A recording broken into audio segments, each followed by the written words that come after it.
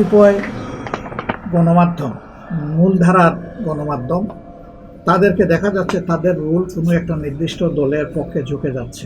ওই ঝুঁকাতে এখন বাংলাদেশে বড় কিছু হয় না, এটা ঠিক, কিন্তু আমরা তাদের কাছে এটা এক্সপেক্ট করি না, এটাও ঠিক। গণমাধ্যমের পজিশন, গণমাধ্যম এটা দলীয় মাধ্যম না, এটা মাথায় রেখে গণমাধ্যম ফাংশন করুক, সেটাই আমরা প্রত্যাশা করি। সকল গণমাধ্যমের কাছে এটা আমাদের প্রত্যাশা। দেখেন, গণমাধ্যমের কথাই যদি সব হতো তাহলে ঢাকা বিশ্ববিদ্যালয় নির্বাচনটাই ধরুন, সেখানেও তো কোনো কোনো গণমাধ্যমের পক্ষপাতিত্বমূলক একদম প্রকাশ্য আচরণ ছিল, কিন্তু তারা কি সফল হয়েছেন? তারা সফল হয়নি। আমরা আমাদের জনগণকে এনাফ সেন্সিবল এবং সতর্ক মনে করি, সচেতন মনে করি।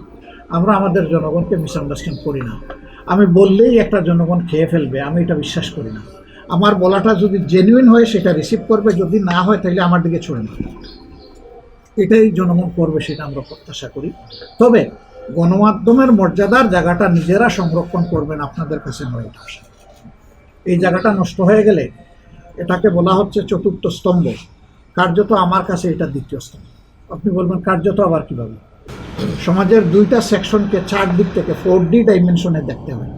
একটা হচ্ছে পলিটিশিয়ান, তারা যেহেতু জাতিকে নেতৃত্ব দেবেন, আর একটা হচ্ছে গণমাধ্যম, তারা 4 দিক থেকে দেখবেন। তারা যদি এক দিক থেকে দেখেন তাহলে বাকি 3 দিকের উপর তারা ইনসাফ করতে পারবে। আমরা তাদের কাছে ইনসাফ চাই। সমাজের যদি এটা দর্পণ হয়ে থাকে, আর গণমাধ্যম ব্যক্তিত্বরা আপনারা যারা আছেন, আপনারা যদি বিবেক হয়ে থাকেন, তাহলে আমরা বিবেকের প্রতিফলনটা ওই দর্পণে দেখছি।